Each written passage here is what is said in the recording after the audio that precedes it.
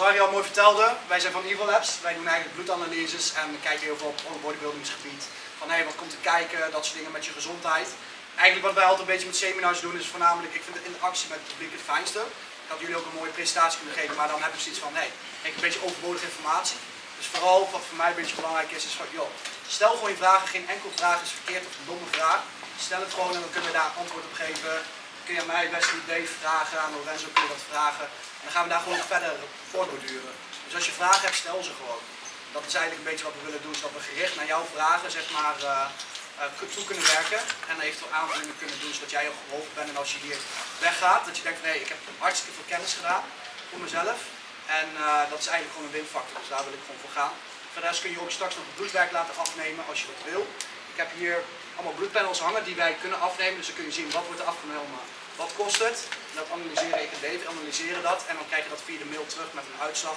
Maar ook wat wij doen is zeg maar vertellen van wat zien we aan je bloedwerk en wat kun je eraan doen. Dus het is niet zo, hier zijn de uitslagen, zoek het uit. Nee, je krijgt ook feedback, zo wil je je kunnen helpen bepaalde healthmarkers zeg maar weer in range te krijgen. Dus dat is wat wij eigenlijk doen. Do you have something more you want to tell? I have no idea because I don't know what to say. I've got a fucking clue what you just said. I told about like what we do with E-Val Labs and that they can ask questions about blood work, training, everything. Well, so I was. Shall we start with a brief overview of training diet, what steroids are, how they work, and then let questions come from there? Are you happy with that? Yeah. Good. Lorenzo, are you happy with that? Yeah. Yeah. Sure. It's your. It's not. It's everybody. I'm just here for show. I'm just.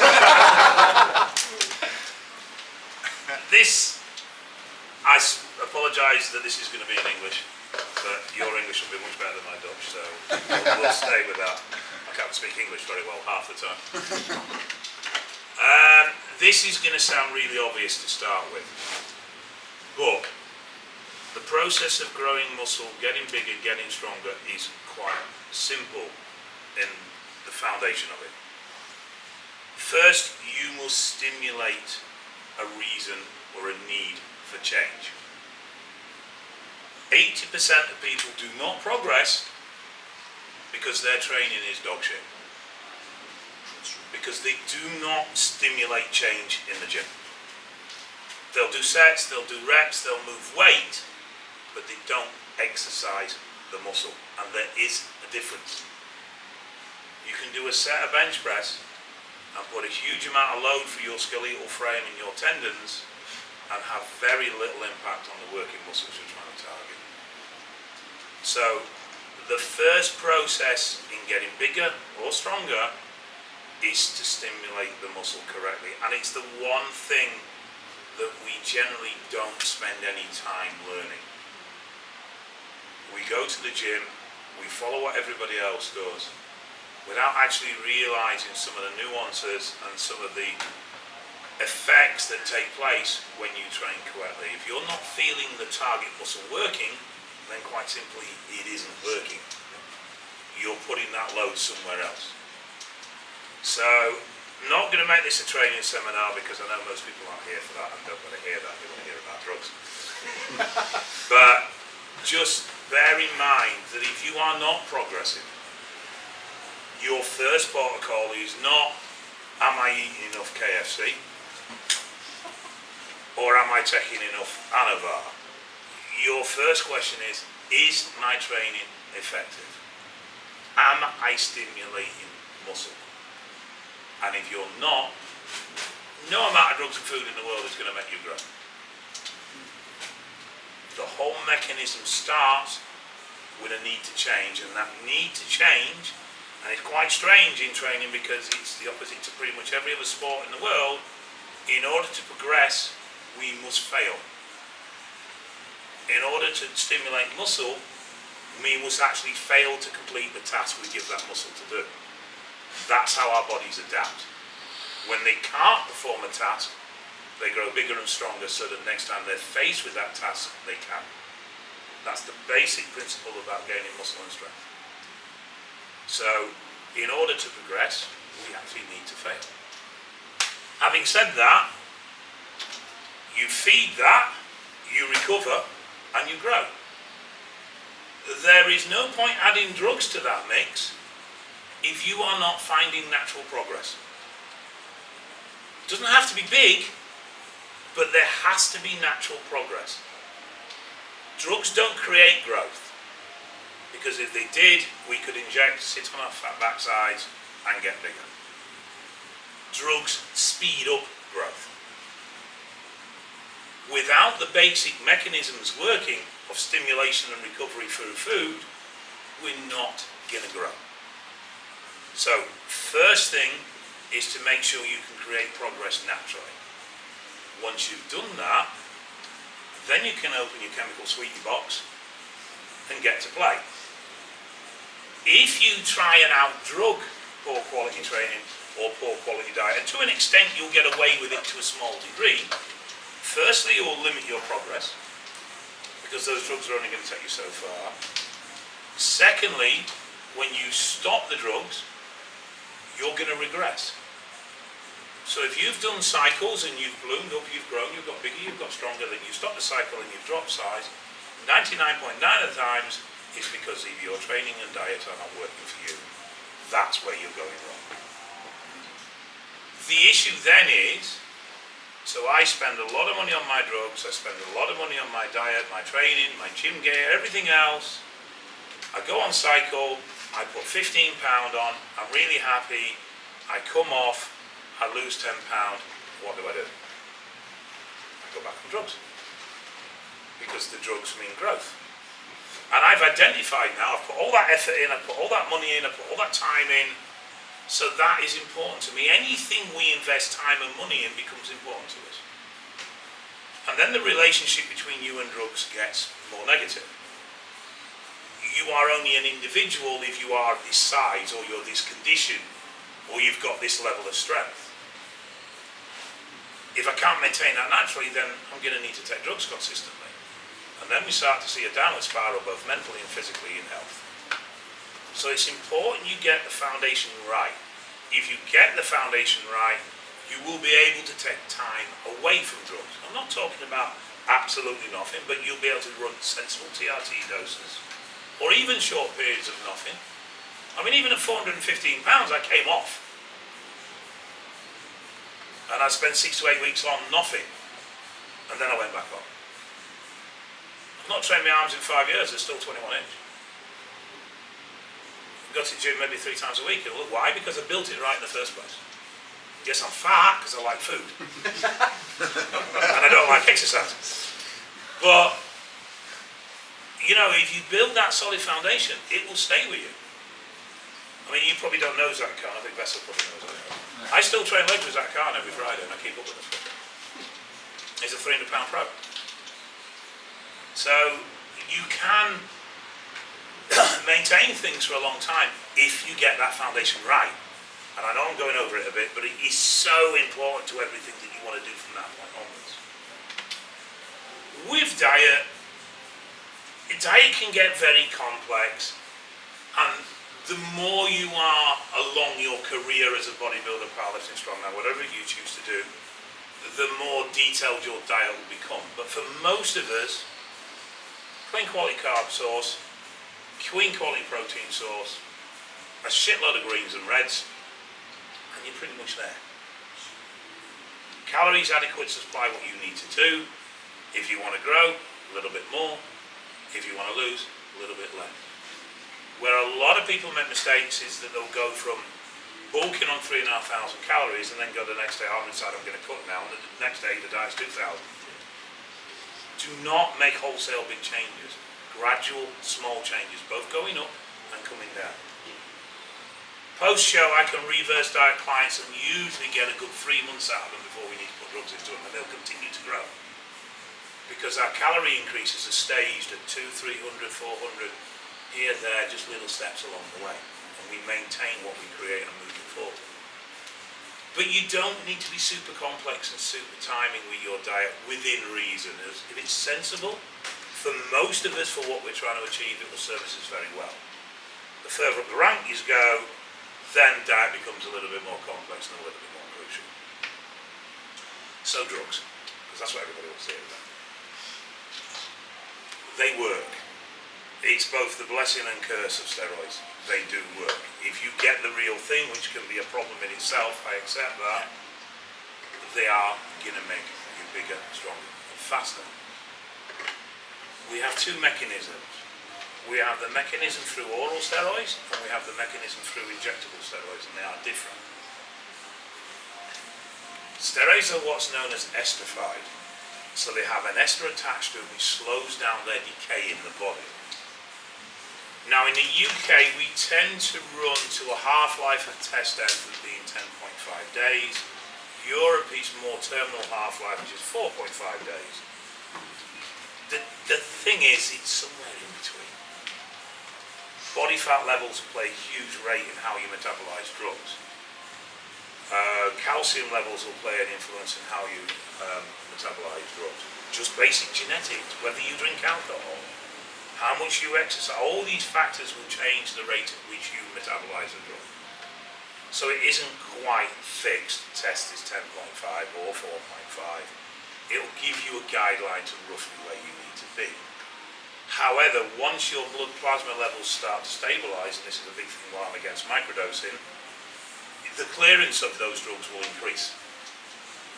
So if you dose every day because you want to keep super stable levels, because everybody tells you you have to do that now, you'll actually find that your body's going to metabolize those drugs at a higher rate, they're going to get out of your system faster, and you're going to end up needing more. So a little bit of irregularity, as long as it's not causing side effects, actually helps your metabolism for the drug rate. When you inject an injectable steroid, or you take an oral steroid, it's going to make its way to the bloodstream. If it's oral, it's ingested through the stomach and then it absorbs into the bloodstream. If it's injectable, it pulls in the muscle and then it seeps into the bloodstream. But either way, it's going to end up in the bloodstream. When it gets there, it can do several things. It can attach to SHBG, and that can take it from the arse where you injected it and dump it in the shoulder, or the calf, or the chest, or the stomach, or the prostate, or the brain. It can connect to albumin, or globulin, which are both transport proteins, and they can take it somewhere else in the body. It can attach to 5-alpha reductase, and if it's available for conversion, it will convert to its DHT format. If it's EQ, it'll be DHB. If it's DECA, it'll be DHN, and if it's test-based, it'll be DHT, the hydrotestosterone. If it's aromatizable, so it's a test-base, it can get attached to by aromatase, and convert to estrogen. And it can attach to an androgen receptor. It will enter the cell, it will attach to the receptor, and it will travel to the nucleus of the cell. At that point, it will impart its signal of metabolized protein, recover, grow. And then it leaves. As it leaves the receptor, and that molecule, testosterone, goes back into the bloodstream to be either picked up by SHBG or aromatase or a 5-alpha reductase or another androgen receptor. And it keeps doing that until it dies. And if it converts to estrogen, it will attach to an estrogen receptor. And then when it leaves that, it'll go back into the bloodstream and it'll carry on again until it dies. When that androgen receptor leaves the nucleus of the cell, it splits in two. It is impossible to saturate your receptors. It is impossible to clean your receptors out, or refresh them, or do anything with them. Every time one engages with an androgen, it doubles. So now you've got two. And they die roughly about every 12 hours. So they're constantly being renewed, constantly being replaced. A lot of people you'll hear, you may have, if you've hung a day in time around the older guys, say that they used to run, say, 2 gram or 1.5 grams. Now they're only doing 600, but they're getting a better response. Very often that's because the level of androgen receptors have been elevated by the high dose cycles. Now they're using less compound, but they've got that much many more receptors working and that much many more satellite cells proliferated that they get much better response from a lower dose. But you cannot run out of receptors, you cannot saturate receptors. Drugs do not compete for receptors. They attach, they release, job done. The stronger that attachment, known as its binding affinity, the more powerful the signal that's delivered. Tren has the highest binding affinity of all drugs, And in fact, all steroids are measured by the affinity of tren. And as a result, it delivers the biggest punch. Where tren is nasty, which we'll get into individual compounds in a little bit, is it binds with lots of different things, not just androgen receptors, and that's why it's so impacted across the board. Steroids make us nitrogen positive, so we assimilate protein more effectively. Obviously that gives us more material to recover muscles. They cause glycogen to be retained in the muscle and water to be retained in the muscle. Therefore, we have more explosive power and more energy to train. They increase contractile proteins, so we can contract a muscle harder, faster. We get stronger. That's what makes us stronger, that increase in contractile protein. So they literally make us stronger, faster, increase in the load we work, which in turn does more damage to the muscle tissue. And then they make us nitrogen positive, which means we absorb protein more effectively, so we recover faster. So they literally make us bigger, stronger, faster. That is it. That's how they work. But no, they're not going to make us stronger if we don't exercise, and they're not going to make us bigger if we don't damage muscle in order to repair it in the first place. Orals, bar one, which I think might be anavar, I always get it mixed up, don't engage with the androgen receptor in muscle tissue. They engage with non-genomic and genomic receptors that are in the muscle themselves, and effectively what they create is precursor muscle fibre. So orals have a different mechanism for growth, and as a result they are complementary when added to an injectable cycle. However, oral administration of any drug is just about the worst way you can do it, apart from possibly topical. Obviously, now oral anabolics are fat soluble, so if you eat them with non-dietary fat, they'll pass through your system, so they want to be eaten with soluble fats. Fish oil would be ideal to take with your orals, and obviously they can inflame and upset the stomach line. They do stress the liver. They are 17 alkylated compounds, which means they have to withstand breakdown by the liver, otherwise they wouldn't work. If they weren't 17 alkylated when they passed through the liver the very first time, the liver would destroy them and they would have no effect on your body at all. So, because of that, they do stress the liver. Stress from orals on the liver is going to be akin to what you'd get from painkiller use, antibiotic use. They're not liver killers that the reputation precedes them with, but they do create stress. Oxymethylone has got a reputation for destroying livers, yet it's prescribed to children at 1 milligrams per kilo. So it's very obvious it's not. However, I personally am a fan of putting orals at the back end of cycles, not the beginning. You see, lots of people will front load cycles with orals. Why would you want to get your liver all stressed, which can affect your appetite, and then leave it stressed for the rest of the cycle? For me, I'll put them in the back half. That way, one, I get a psychological boost, because around 6 to 8 weeks I'm starting to get bored and I'm fed up of jabbing and it's not important anymore and everything's sort of gone off the boil. So by adding a compound in at that point, it sort of perks me back up again, mentally. But two, that way when I finish the oral use, I'm off. So any liver stress is done. I'm not trying to carry it then through another 6, 7 weeks of a cycle. The individual compounds all have effects. Now we talk about steroids in terms of side effects, but to be truthful, they're not. They're effects. Test converts to estrogen. That's not a side effect, that's what testosterone does. A side effect is an unintentional effect of a drug. That isn't. That's what test is supposed to do. That's intentional.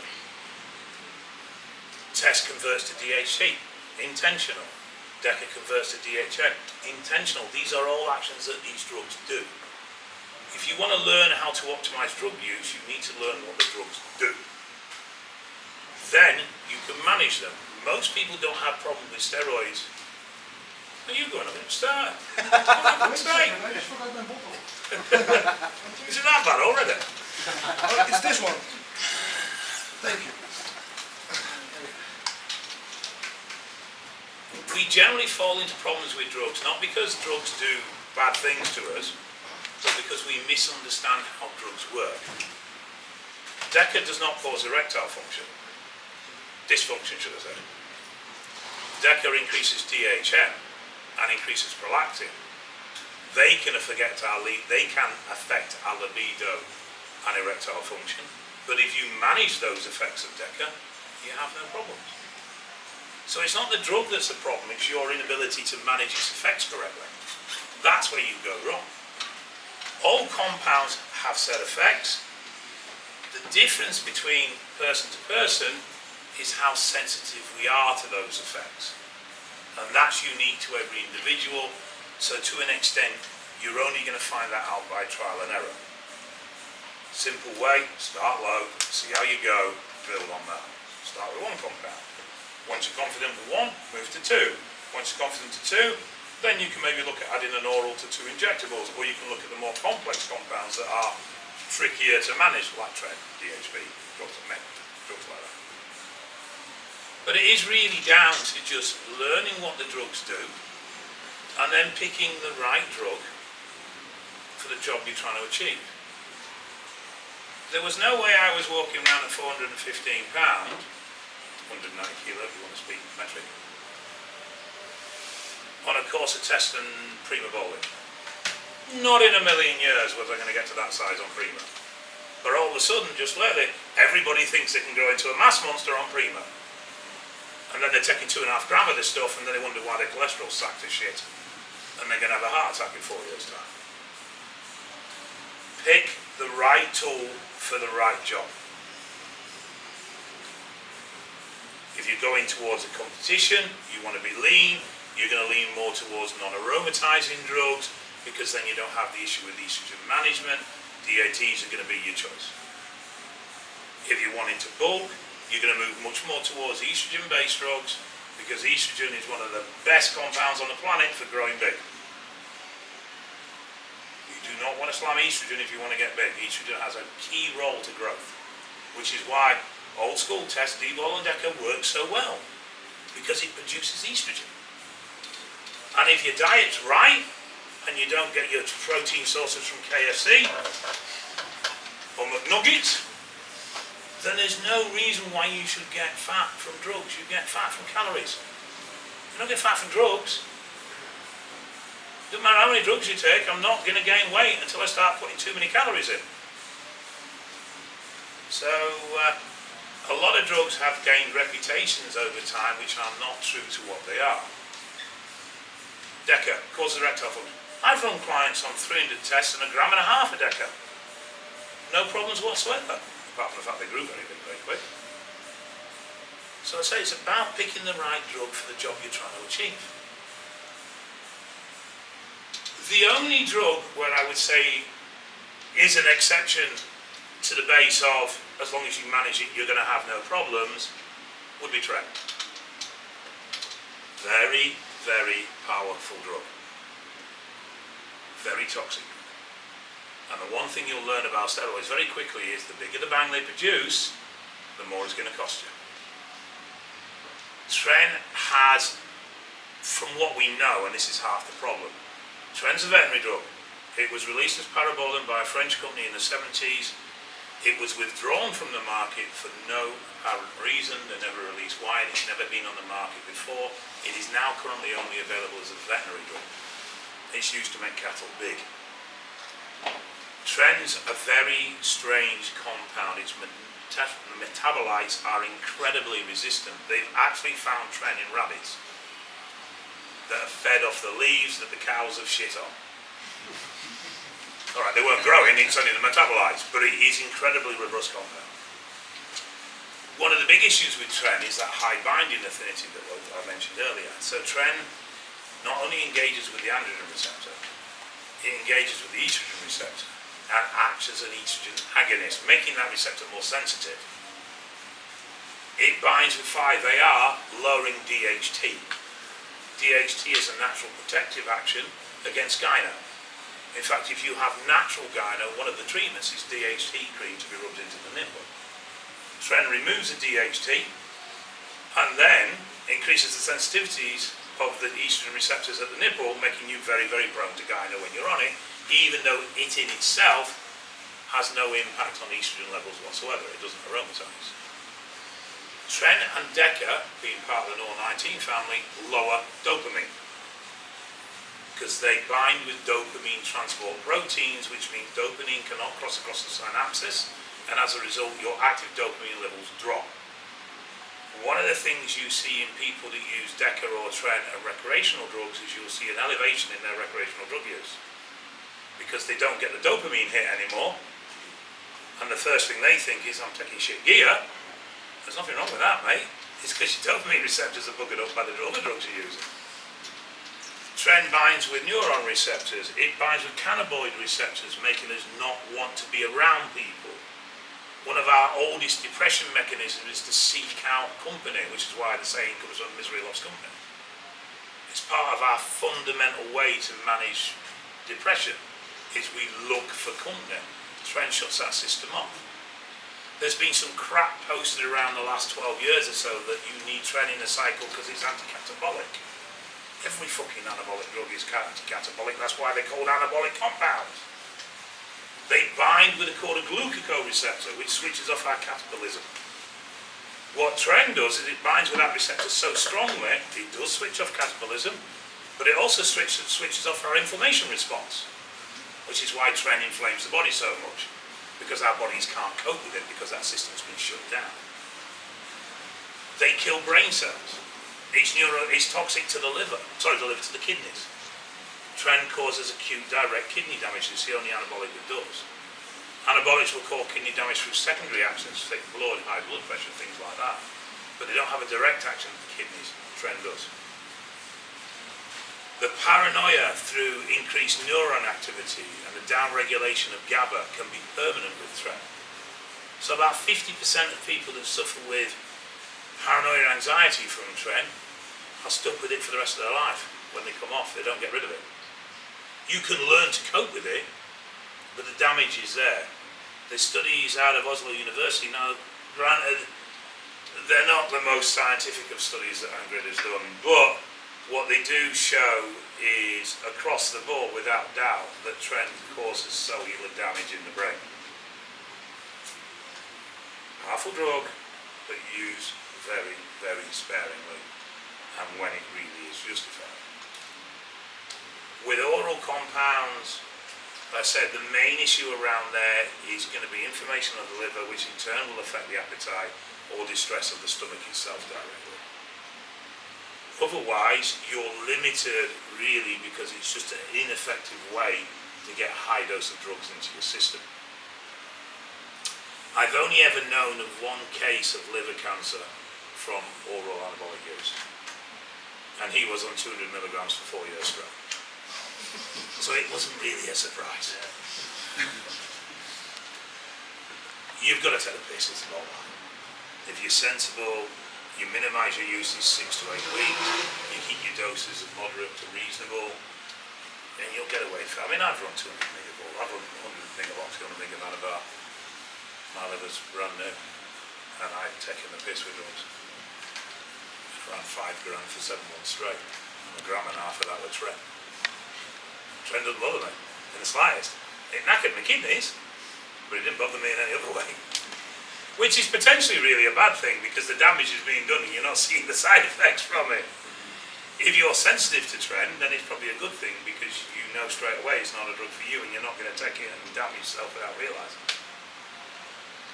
From a health point of view, moving away from the drug, the main areas of concern, but the biggest area of concern is your heart. One of the issues around blood work is that it's not going to tell you whether your heart's healthy or not, but it will tell you about factors that will affect your heart health. Blood thickness. If your blood is thick, you're going to increase blood pressure. If you increase blood pressure, the heart wall, the myocardium, will thicken in response. The other thing is testosterone reduces myocardial elasticity. It stops the flexibility of the heart. So we end up with this big pump right in the centre of us, the thick wall that doesn't flex very well. Because it can't flex, it can't do a full beat. Because it can't do a full beat, it ends up doing 1.5 or 2 beats to everyone it should be doing, and you end up with atrial fibrillation, altering heartbeat. That in turn will lead to heart problems and potentially heart attack. If it gets to the point where it can't complete a beat at all properly, then you have what's known as heart failure. That's both of them. Because your heart fails to beat correctly, so therefore it fails to push blood around your body correctly. So your heart is probably the biggest area of concern. If you can, try and get at least an echo annually or every 2 years, and an ECG at least annually. And there is one thing you can do to help your heart health that will will help better than any supplement you can buy on the planet. Cardio. Hard cardio. Not walking on the treadmill listening to a podcast. Especially not one of mine. That'll probably kill you. Hard cardio. Maximum effort. High intensity cardio. You need to be cardiovascularly fit.